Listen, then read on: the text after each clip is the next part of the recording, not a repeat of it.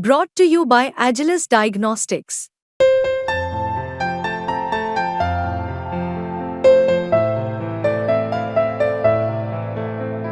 Agilus Diagnostics. आखिरकार CBI के हाथ वो सबूत लग गए जिसके बिना पर साफ हो गया है कि कोलकाता पुलिस का एक अधिकारी संजय रॉय को बचाने की कोशिश कर रहा था, सबूतों को मिटाने की कोशिश कर रहा था। आखिर क्यों सीबीआई को ऐसा लग रहा है? क्या सबूत सीबीआई के पास हैं? एक के बाद एक 10 ऐसे सबूतों को लेकर मैं आपके सामने मुनीश पांडे। नमस्कार, आदाब, सत श्री अकाल।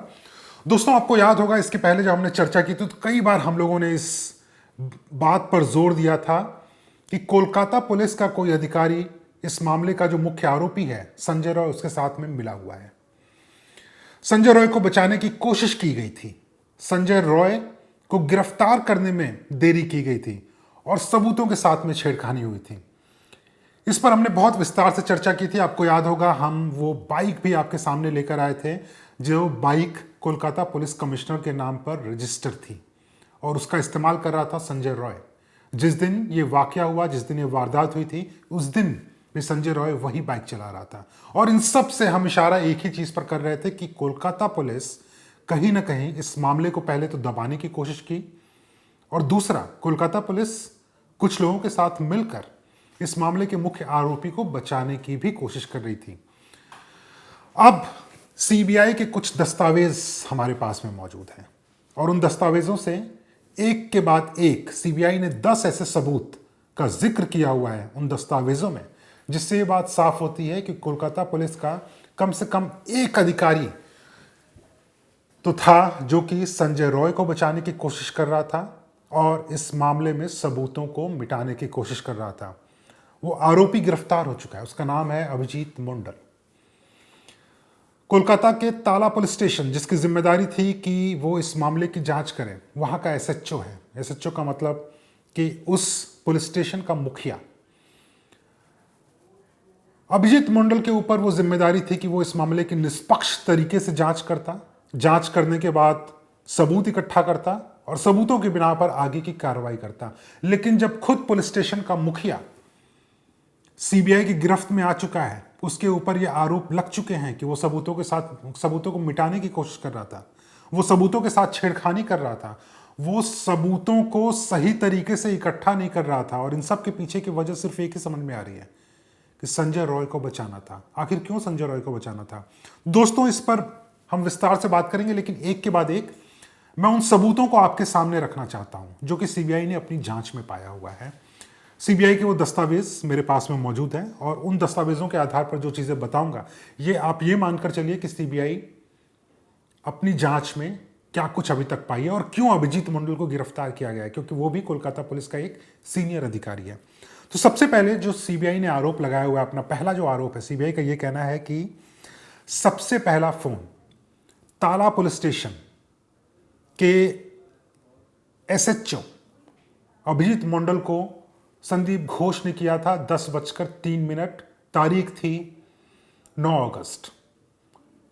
9 अगस्त के दिन ही उस 31 साल की महिला डॉक्टर के साथ में बलात्कार हुआ और उसके बाद में उसकी हत्या कर दी गई थी। लगभग 9:30 बजे का वक्त था जब जो अस्पताल का प्रशासन है, खास करके जो उस वक्त के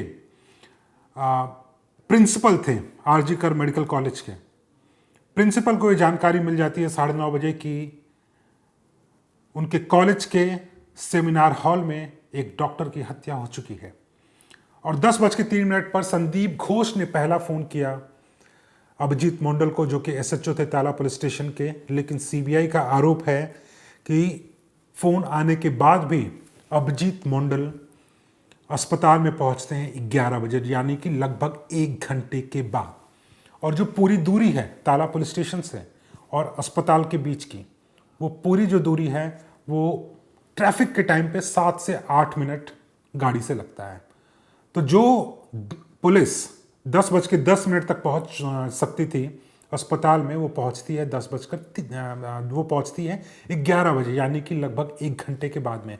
और सीबीआई ने सीधे तौर पे अपना संदेह जाहिर किया हुआ है कि 1 घंटे की जो देरी है वो बताती है कि पुलिस खबर मिलने के बाद में खबर को दबाने की कोशिशों में लग गई थी।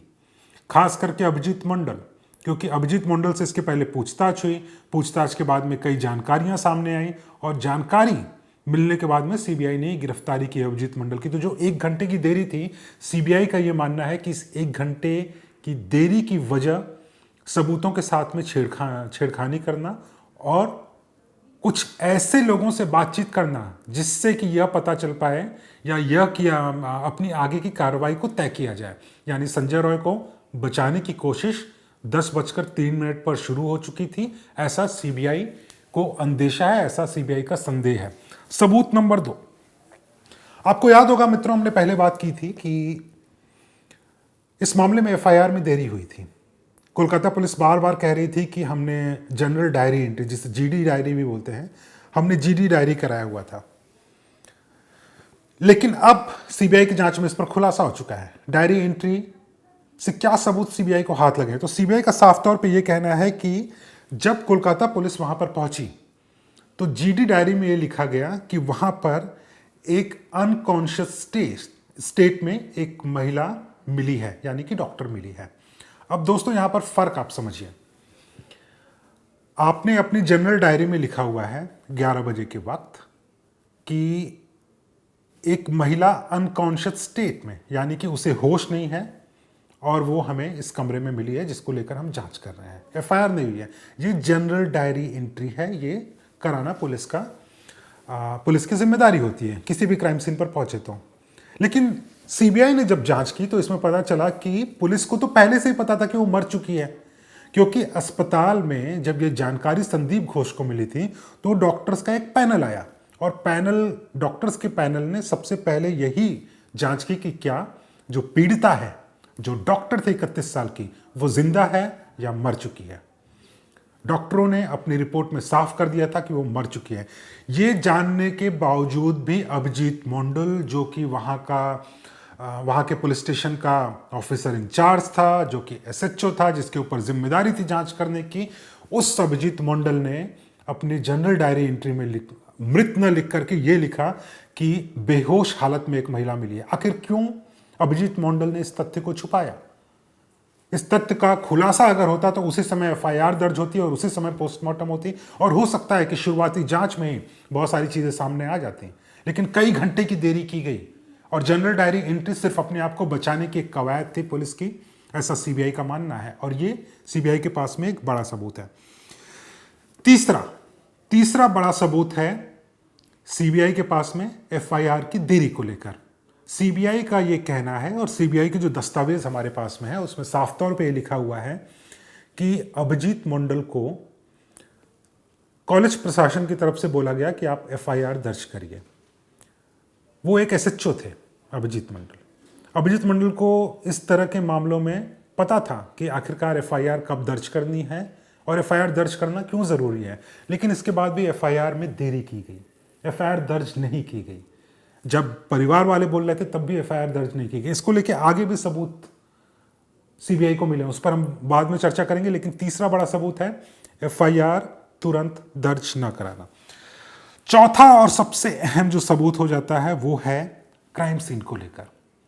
कोई भी पुलिस अधिकारी जब किसी क्राइम सीन पर पहुंचता है तो उसकी सबसे पहले जिम्मेदारी होती है वहां पर सबूतों को इकट्ठा करना, क्योंकि आपकी जांच आगे कैसे बढ़ेगी, आप आरोपी तक कैसे पहुंचेंगे और आरोपी तक पहुंच गए तो कोर्ट के सामने कैसे उसे कसूरवार ठहराएंगे। सिर्फ गिरफ्तारी भर से काम नहीं होता है, कोर्ट के सामने आपको सबूत देने पड़ते हैं। लेकिन सीबीआई का दावा है कि अभिजीत मंडल ने क्राइम सीन को प्रोटेक्ट नहीं किया, उसको कॉर्डन ऑफ नहीं किया, क्योंकि क्राइम सीन जो कि आरजी कर मेडिकल कॉलेज के चेस्ट मेडिसिन का सेमिनार रूम था, वहाँ पर जब महिला की लाश मिली थी, जब डॉक्टर की लाश मिली थी, तो वहाँ पर घेराबंदी करना ज़रूरी था ताकि कोई भी बाहर का शख्स वहाँ पर ना आ पाए। लेकिन सीबीआई ने अपने आरोपों में, अपने सबूतों के बिना पर जो उन्होंने जांच की है, उन सबूतों के बिना पर सीबीआई का दावा है कि अभिजीत मंडल ने क्राइम सीन को प्रोटेक्ट नहीं किया, क्राइम सीन को प्रोटेक्ट करने की जिम्मेदारी को उन्होंने नहीं निभाया, जिसकी वजह से वहाँ पर एविडेंस डैमेज हुआ है। एविडेंस का मतलब सीधे तौर पे आता है जो सबूत हैं उनके साथ में ना सिर्फ छेड़खानी की गई बल्कि सबूतों को मिटाया भी गया है, ऐसा सीबीआई का दावा है। और सीबीआई ने इस दावे में इस बात को भी लेकर संदेह जाहिर किया हुआ है कि इन सबके पीछे सबूतों को मिटाना, सबूतों के साथ में छेड़खानी करना, क्राइम सीन को कॉर्डन ऑफ नहीं करना, क्राइम सीन को सील नहीं करना, इसके पीछे की वजह जो सीबीआई को लगती है वो है इस मामले के मुख्य आरोपी संजय रॉय को बचाना। सीबीआई ने साफ शब्दों में लिखा है दोस्तों, और इसको लेकर हमने पहले भी संदेह जाहिर किया था। और कहीं ना कहीं जो मेरी आपसे बातचीत हो रही थी, आप लोगों ने जो कमेंट किया हुआ था, अब वो बातें कहीं ना कहीं सीबीआई की जांच में भी सामने आ रही हैं कि संजय रॉय को कहीं ना कहीं बचाने की पूरी कोशिश की जा रही थी। अब आते हैं पांचवें सबूत पे। पांचवा सबूत है डेथ सर्टिफिकेट को लेकर। दोस्तों, इस पर जिक्र करने के पहले मैं आपको बता दूं कि डेथ सर्टिफिकेट जरूरी क्यों होता है। देखिए, जब कोई भी शख्स पुलिस जांच के दौरान में मृत घोषित किया जाता है, पुलिस मौका वारदात पर पहुंचे तो वहां पर मृत घोषित किया जाता है, तो उस समय पोस्टमार्टम कराना बहुत जरूरी होता है। पोस्टमार्टम कराने के पहले डेथ सर्टिफिकेट, मृत होने का जो सर्टिफिकेट होता है वो जरूरी होता है, वो पुलिस इशू करती है। और यहां पर अभिजीत मंडल, जो बार बार मैं कह रहा हूं जिसके ऊपर जिम्मेदारी थी इस मामले में सही जांच करने की, उसको यह पता होने के बावजूद भी कि डॉक्टर की मृत्यु हो चुकी है, वो अब जिंदा नहीं है, लेकिन वो जीडी एंट्री कराता है कि वो बेहोश हालत में है।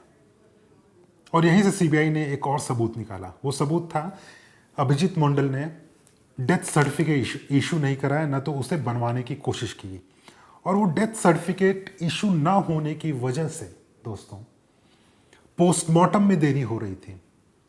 पोस्टमार्टम किसी भी ऐसे मामले में जितना जल्दी होगा उतने ही सटीक रिजल्ट आते हैं। यानी कि अगर किसी की मृत्यु 2 घंटे पहले हुई है और पोस्टमार्टम तुरंत होता है तो उसमें उसकी बॉडी से जो एविडेंस मिलेंगे, जो विसरा प्रिजर्व किया जाएगा, उससे जांच में काफ़ी मदद मिलती है। लेकिन यहाँ पर कई घंटों तक पोस्टमार्टम नहीं हो पाया था। और यहीं पर सीबीआई ने अपना शक जाहिर किया हुआ है कि डेथ सर्टिफिकेट टाइम पर नहीं देने की वजह से, जिसके पीछे अभिजीत मंडल को सीबीआई ने आरोपी बनाया हुआ है, उसकी वजह से पोस्टमार्टम में देरी हुई, यानी कि फिर से सबूतों के साथ में छेड़खानी करने की कोशिश की गई। छठा सबूत दोस्तों एफआईआर की टाइमलाइन को लेकर है। और एफआईआर की टाइमलाइन आपको भी समझना बहुत जरूरी है, क्योंकि यहीं से बात सामने निकल कर आ रही है कि पुलिस और आरोपी कैसे एक दूसरे से मिले हुए हो सकते हैं। पहला फोन, जैसा हमने सबसे पहले सबूत के वक्त जिक्र किया था, पहला फोन ताला पुलिस स्टेशन के एसएचओ को जाता है 10:03 पर। तब भी एफआईआर दर्ज नहीं की गई, जिसमें साफ तौर पे बोल दिया गया था कि महिला की मृत्यु हो चुकी है, तब भी एफआईआर दर्ज नहीं होती है। उसके बाद कॉलेज प्रशासन की तरफ से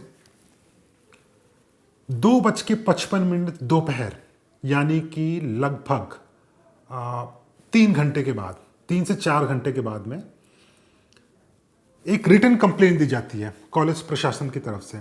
उसके बाद भी एफआईआर दर्ज नहीं होती है दोस्तों। चौंकाने वाला है ये। इस तरह का मामला मैंने पहले कभी नहीं देखा हुआ, ना आपने मेरे ख्याल से कभी सुना होगा।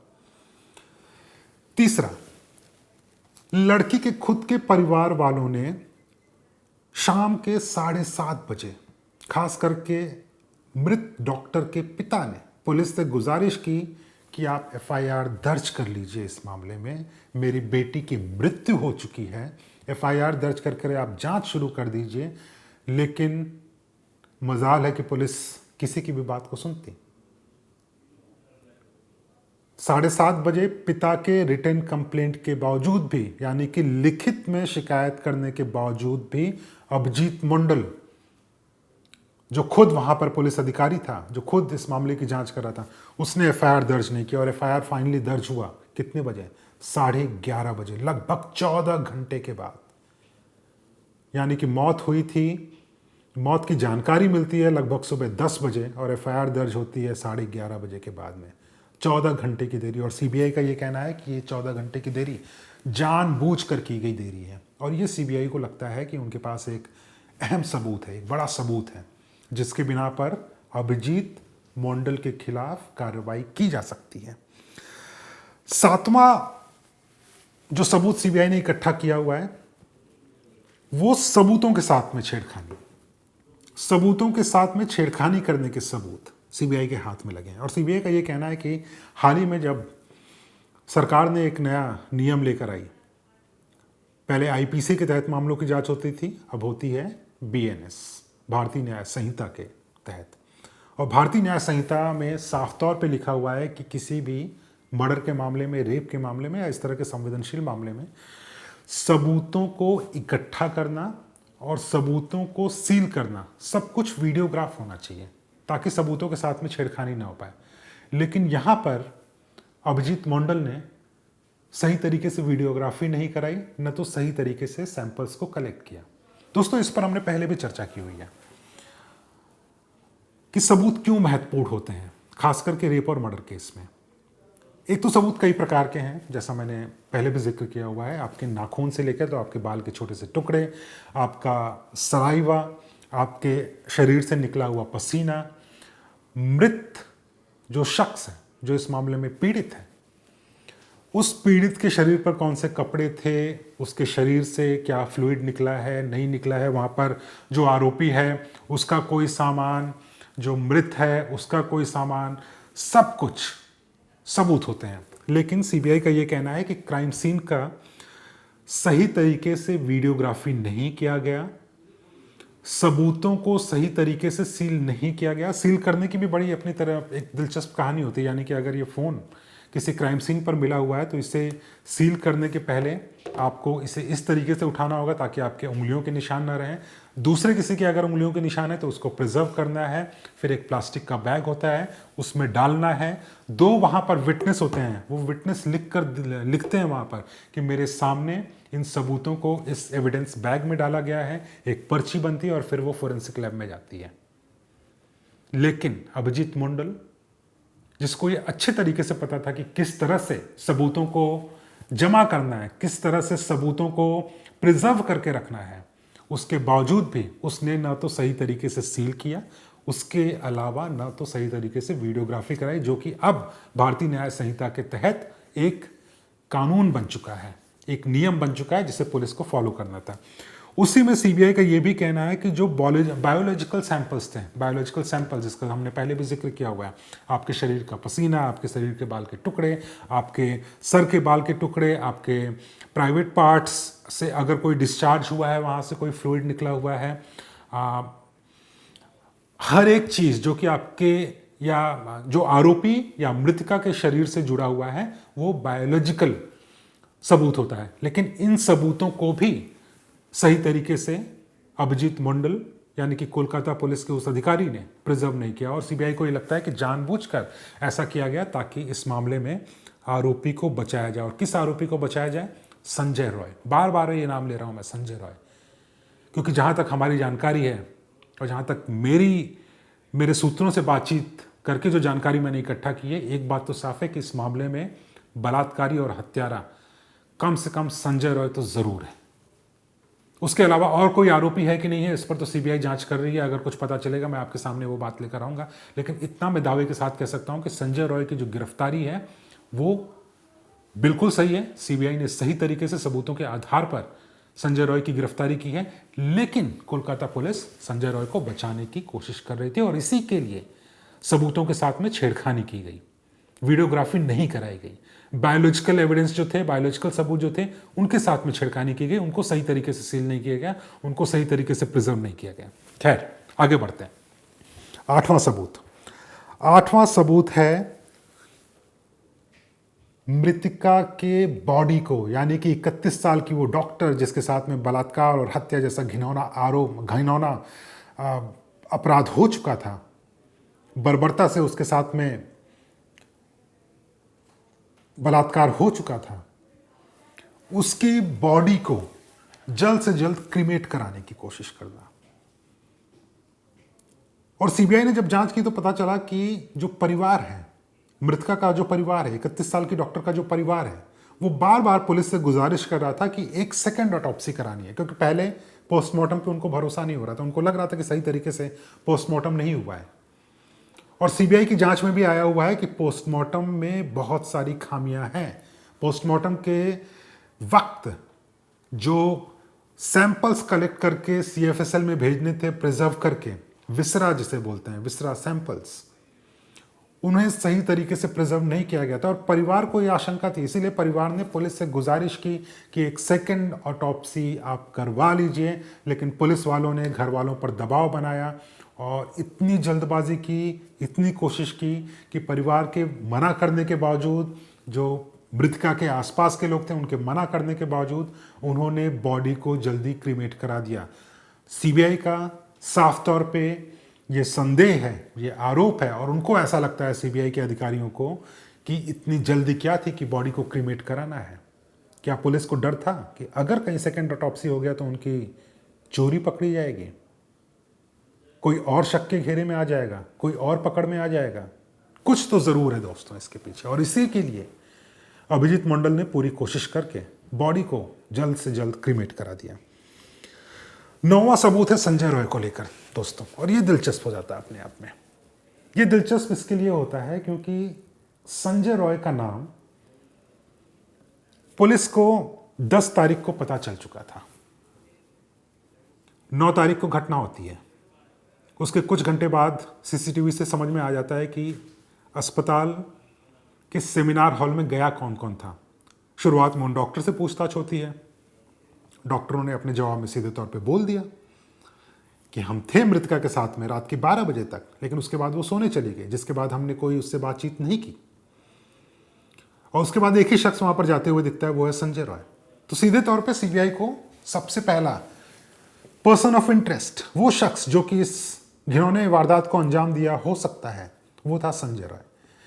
नाम सामने आ जाते हैं, उसकी गिरफ्तारी हो जाती है 24 घंटे के अंदर में, लेकिन उससे जुड़े सबूतों को 2 दिन तक दोस्तों, हाँ 2 दिन तक, आपको भी सुनकर हैरानी होगी, कोलकाता पुलिस ने 2 दिन तक उससे जुड़े सबूतों को प्रिजर्व करने की, सबूतों को कलेक्ट करने की जहमत नहीं उठाई। और सबूत क्या थे?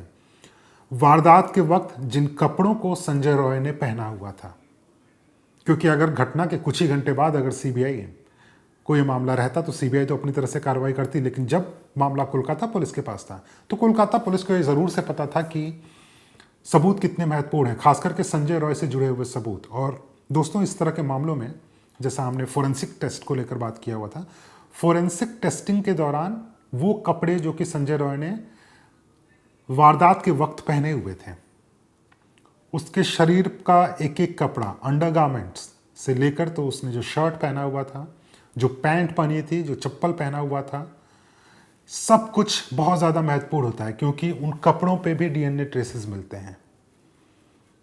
लेकिन 2 दिन तक पुलिस ने इन सबूतों को जब्त नहीं किया, और अगर जब्त नहीं किया तो कोई भी रहेगा, मेरे ख्याल से आपके भी मन में ये सवाल आएंगे कि आखिरकार क्यों नहीं जब्त किया। क्या जब्त न करने के पीछे की जो वजह थी वो यही थी कि कम से कम संजय रॉय जो है वो अपना सबूतों को डिस्ट्रॉय कर पाए, सबूतों को मिटा पाए, कपड़ों को धो दे ताकि डीएनए ना मिल पाए, अंडरगारमेंट्स को कहीं फेंक दे।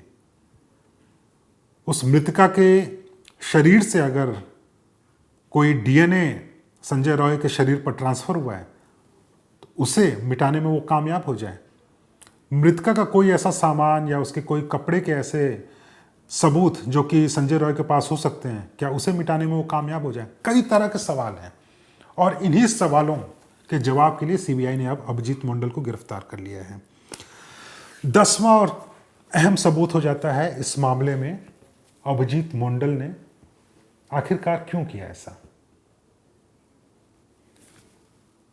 संदीप घोष जो कि आरजीकल मेडिकल कॉलेज के प्रिंसिपल थे उस वक्त, संजय रॉय और अभिजीत मंडल के बीच में कई बार बातचीत हुई है। आखिरकार क्या बातचीत हुई?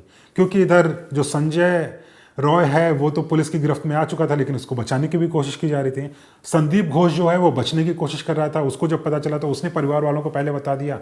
संदीप घोष ने कह रही है तो मर्डर नहीं है, ये तो सुसाइड है, इसने खुदकुशी की है। यानी कि मामले की लीपापोती में घुस चुके थे संदीप घोष, जिनकी गिरफ्तारी अब सीबीआई ने कर ली है। लेकिन संदीप घोष और अभिजीत मंडल आपस में बहुत बार बातचीत किए थे। यह बातचीत दर्शाता है कि कहीं ना कहीं कुछ बड़े लोगों को बचाने की कोशिश की जा रही थी। संदीप घोष को बचाने की कोशिश थी, क्योंकि संदीप घोष के ऊपर भी आरोप है कि उन्होंने सबूतों को मिटाने की कोशिश की है। अभिजीत मंडल कुछ और लोगों को बचाने की कोशिश कर रहा था। क्या कोलकाता पुलिस के किसी अधिकारी को बचाने की कोशिश कर रहा था? संजय रॉय को बचाने की कोशिश कर रहा था। अगर संजय रॉय को बचाने की कोशिश हो रही थी तो क्यों हो रही थी? संजय रॉय को इतना बड़ा आदमी तो था नहीं। क्या वो किसी का राजदार है? क्या वो पुलिस को लेकर कुछ बातें का खुलासा कर सकता है? पुलिस अधिकारियों को लेकर खुलासा कर सकता है? ये कई ऐसे सवाल हैं जिनके जवाब हमें धीरे धीरे ही मिलेंगे। तो दोस्तों, ये सीबीआई के पास में 10 ऐसे सबूत हैं जिसके बिना पर अब कुछ बातें साफ हो रही हैं। पहला, इस मामले में सबूतों के साथ किसी और ने नहीं बल्कि खुद कोलकाता पुलिस ने छेड़खानी की है। दूसरा, कोलकाता पुलिस इस मामले में आरोपी संजय रॉय को बचाने की कोशिश कर रही थी। तीसरा, इस मामले में कोलकाता पुलिस ने खुद सबूतों को मिटाने के लिए षड्यंत्र रचा कुछ लोगों के साथ मिलकर। चौथा, इस मामले में कोलकाता पुलिस को जो भूमिका निभाई जानी थी वो भूमिका उन्होंने एक इन्वेस्टिगेटर के तौर पर, एक जांचकर्ता के तौर पर नहीं निभाई, उन्होंने उल्टा एक अपराधी के तौर पर भूमिका निभाई है। ये सब कुछ अभिजीत मंडल किसके कहने पर कर रहा था? क्या ऊपर से कोई दबाव था? क्या किसी तरह का राजनीतिक दबाव था उसके ऊपर? ये चौथा बड़ी चीज सामने निकल कर आ रही है। और पांचवा और सबसे अहम हो जाता है कि आखिरकार एक डॉक्टर जिसकी हत्या हो चुकी थी, जिसके खिलाफ लोग सड़क पर आज उतर आए हैं, जिसके साथ में बलात्कार जैसा घिनौना अपराध हुआ हो, वैसे महिला डॉक्टर को न्याय दिलाने की जगह उस मामले से जुड़े हुए सबूतों को मिटाए जा रहे हैं। आखिरकार इसमें बचाना किसको था? सरकार को, या कॉलेज के प्रशासन को, या कॉलेज की छवि को, या फिर कोलकाता पुलिस की छवि को, या संजय रॉय को? ये पांचवी बड़ी बात है जिसका जवाब सीबीआई को अब ढूंढना पड़ेगा। तो दोस्तों, आज हमने इन सबूतों को लेकर बातचीत की है, लेकिन कुछ और जानकारियां मेरे पास में आई हैं पॉलीग्राफ टेस्ट को लेकर। पॉलीग्राफ टेस्ट में कई बातें साफ हो चुकी हैं, और इस पॉलीग्राफ टेस्ट में क्या क्या बातें सामने आई हैं, क्यों पॉलीग्राफ टेस्ट में फंस गए आरजीकर मेडिकल कॉलेज के पूर्व प्रिंसिपल संदीप घोष, जिसके बाद में गिरफ्तारी हुई। पॉलीग्राफ टेस्ट में कौन से ऐसे सवाल थे जिसको देने के वक्त उन झूठ पकड़ने वाली मशीन ने पकड़ लिया कि संदीप घोष झूठ बोल रहे हैं। इन सभी चीज़ों पर हम कल बातचीत करेंगे। आज जो हमने चर्चा की, अगर उसको लेकर आपके मन में कोई सवाल है, कुछ चीज़ें हैं जो कि आप चाहते हैं मैं अपने सीबीआई के अधिकारियों से बातचीत करके पूछूं, फॉरेंसिक एक्सपर्ट से पूछूं, कोई भी इस तरह के सवाल हैं, आप कमेंट बॉक्स में लिख सकते हैं या फिर मुझे ईमेल भी कर सकते हैं। मेरा ईमेल आईडी है pandeymunish@gmail.com। फिलहाल के लिए बहुत बहुत शुक्रिया।